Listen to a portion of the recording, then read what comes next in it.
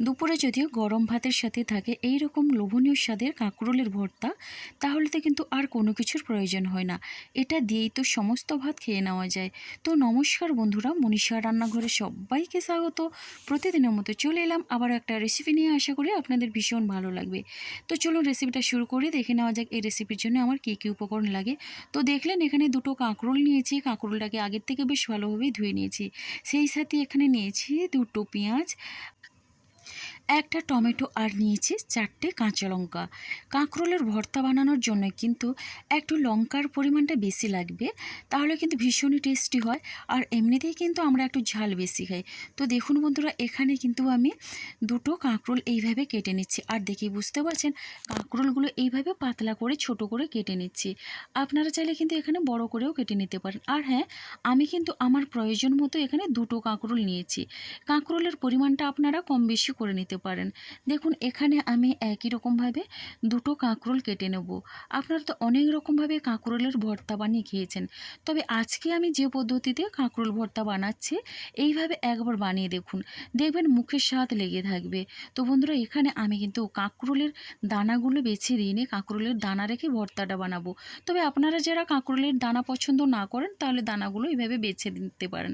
তো দেখুন কাঁকরোলগুলো কিন্তু এখন একটা প্লেটের মধ্যেই তুলে নিচ্ছি। কাঁকরোলের ভর্তা থাকলে বন্ধুরা গরম ভাতে আর কোনো কিছুর প্রয়োজন হয় না। তো দেখুন এখন কিন্তু কাঁকরোলগুলো প্লেটের মধ্যে তুলে নেওয়ার পরে এটা সাইড করে রেখে দেবো। এরপরে আমি টমেটো কেটে নিচ্ছি। এখানে দুটো কাঁকরোলের জন্য এখানে একটা ছোট সাইজের টমেটো নিয়েছি।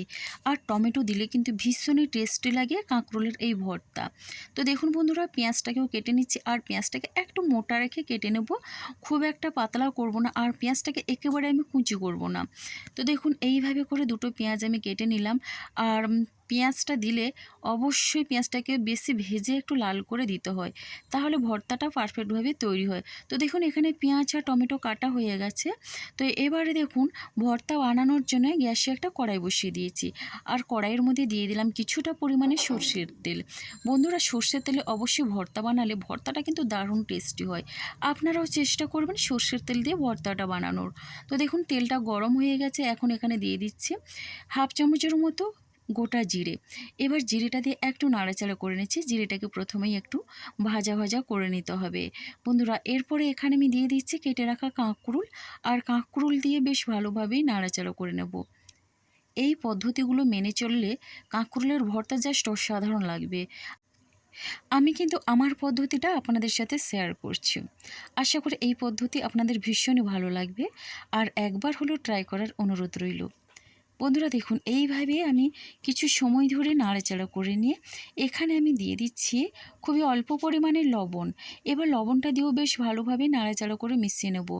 লবণটা ঠিক দেখে বুঝে দিতে হবে। তো দেখুন এখন আমি লবণটা দিয়ে এখানে ঢাকনা দিয়ে কাঁকরোলটা ভাজার জন্য রেখে দেব মিনিমাম 3 থেকে 4 মিনিটের মতো লো ফ্লেমে। তো দেখুন এখানে ঢাকনাটা খুলে নাড়াচাড়া করে নিচ্ছি। এই ভর্তাটা বানানোর জন্য কাঁকরোলটাকে কিন্তু আমি কোনো রকমে জল দিয়ে সেদ্ধ করব না। আমি কিন্তু এইভাবে তেল দিয়ে ঢাকনা চাপা দিয়ে কিন্তু একেবারে লো ফ্লেমে রেখে কাঁকরোলটাকে ভেজে নেব। তো ভেজে যদি কাঁকরোল ভর্তা বানানো যায় তাহলে কিন্তু দারুণ লাগে। তো এখানে আরও 3-4 মিনিটের মতো ঢাকনা দিয়ে কাঁকরোলটাকে একটু ভেজে নিয়েছি। দেখুন খুবই সুন্দর একটা ভাজা ভাজা কালার ধরেছে।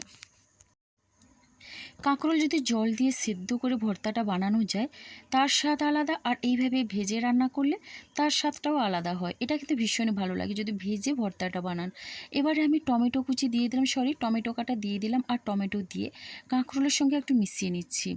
এবারে দেখুন বন্ধুরা, এইভাবে টমেটো দিয়ে আমি কাঁকরোলের সাথে একটু ভেজে নেব। এতে করে কিন্তু কাঁকরোলটাও যেমন নরম হবে, সেই সাথে টমেটোও নরম হয়ে যাবে। টমেটো দিলে কিন্তু দারুণ টেস্টি হবে কাঁকরোলের এই ভর্তা। এবারে দেখুন ঢাকনা চাপা দিয়ে দিলাম। এখানে ঢাকনা চাপা দিয়ে কিছু সময়ের জন্য আমি এটাকে সেদ্ধ হতে দিয়েছিলাম। এবার ঢাকনাটা খুলে একটু নাড়াচাড়া করে নিচ্ছি। কাঁকরোলের কালারটা কিন্তু চেঞ্জ হয়ে গেছে, একেবারে সেদ্ধ হয়ে গেছে, দেখে বুঝতে পারছেন।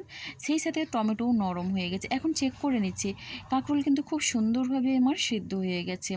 আর কিন্তু বেশি সময় ধরে কাঁকরোলটাকে ভাজার দরকার নেই। তো এরপরে দেখুন এখন আমি কাঁকরোলটাকে একটু নাড়াচাড়া করে নিয়ে এখন আমি কাঁকরোল তুলে নিচ্ছি একটা প্লেটের মধ্যেই। এবার আমি সাইড করে কাঁকরোলের প্লেটটা রেখে দেবো।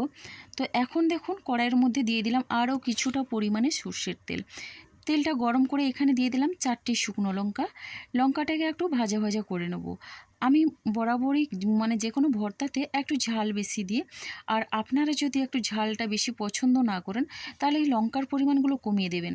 তো দেখুন এখন আমি শুকনো লঙ্কাগুলো ভেজে তুলে নিলাম। এরপর ওই তেলের মধ্যে দিয়ে দিচ্ছি এখানে পেঁয়াজ। তো পেঁয়াজ দিয়ে বেশ ভালোভাবেই নাড়াচাড়া করে নেব। তো দেখুন এখন পেঁয়াজটা দিয়ে হালকা করে ভেজে নেব। আর পেঁয়াজটাকে প্রথমে হালকা করে ভেজে নিয়ে পরে কিন্তু আমি একটু লাল করে ভেজে নেব। তো দেখুন মিডিয়াম ফ্লেমে রেখে অনবরত নাড়াচাড়া করে নিচ্ছি। তো দেখুন এইভাবে আমি নাড়াচাড়া করে পেঁয়াজটাকে কিছু সময় ধরে একটু ভেজে নিলাম। পেঁয়াজের গায়ে কিন্তু সুন্দর একটা হালকা কালার ধরেছে। তো এখন আমি লঙ্কাগুলো ভেঙে দিয়ে দিচ্ছি, মানে কাঁচা লঙ্কাটা দিয়ে দিলাম। আর এখানে আমি প্রথমেই আপনাদের দেখেছিলাম 4টে কাঁচা লঙ্কা। তো সরে এখানে কিন্তু 4টে কাঁচা লঙ্কা দিলাম না, 3টেই দিলাম। তো দেখুন কাঁচা লঙ্কাটা এইভাবে ভেঙে দিয়ে দিলাম। এবারে দেখুন কাঁচা লঙ্কা দিয়ে পেঁয়াজের সঙ্গে বেশ ভালোভাবেই নাড়াচাড়া করে নেব। কাঁচা লঙ্কাও খুব সুন্দরভাবে ভাজা ভাজা হয়ে যাবে। ভর্তার মধ্যে কাঁচা লঙ্কার এই ফ্লেভারটা কিন্তু দারুণ হয়। তো এবারে এখানে 3 থেকে 4 কোয়া মতো রসুন থেতো করে দিয়ে দিয়েছি। তো রসুন থেতো দিয়ে এইভাবে বেশ ভালোভাবে নাড়াচাড়া করে নিচ্ছি। রসুনটা যেহেতু আমি থেতো করেছি, তো তার জন্য কিন্তু আগের থেকে আমি রসুনটা তেলের মধ্যে দিয়ে নিয়ে প্রথমে পেঁয়াজটা দিয়ে নিয়েছি। এবারে দেখুন রসুনটা দিয়ে একটু নাড়াচাড়া করে ঢাকনা চাপা দিলাম। একেবারে লো ফ্লেমে ওখানে পেঁয়াজটা নরম হতে থাক। ততক্ষণ এই যে কাঁকরোল দেখছেন বন্ধুরা, এটার আমি একটা পেস্ট করে নেব। আপনারা চাইলে কিন্তু এইভাবে হাত দিয়ে একটা মেখে নিতে পারেন, তবে আমি একটু পেস্ট করে ভর্তা বানাবো। তো তার জন্য এখানে নিয়েছি একটা মিক্সি জার। মিক্সি জারের মধ্যে এখন আমি কাঁকরোলগুলো দিয়ে দিচ্ছি। সেই সাথে তো আছে টমেটো। এর সুন্দর একটা পেস্ট বানিয়ে নেব। তার মধ্যে এখানে দিয়ে দিচ্ছি 1 মুঠোর মতো চীনাবাদাম। তো ভাজা চীনাবাদাম দিয়ে দিলাম। এবার চীনাবাদামটা দিয়ে এখানে দেখুন দিয়ে দিচ্ছি 2টো শুকনো লঙ্কা। বাকি 2টো লঙ্কা আমি পরে কিন্তু ব্যবহার করব। তো এখন আমি এর একটা পেস্ট বানিয়ে নিচ্ছি। একেবারে মিহি পেস্ট করে নিয়ে একটু দানা দানা রেখেছি।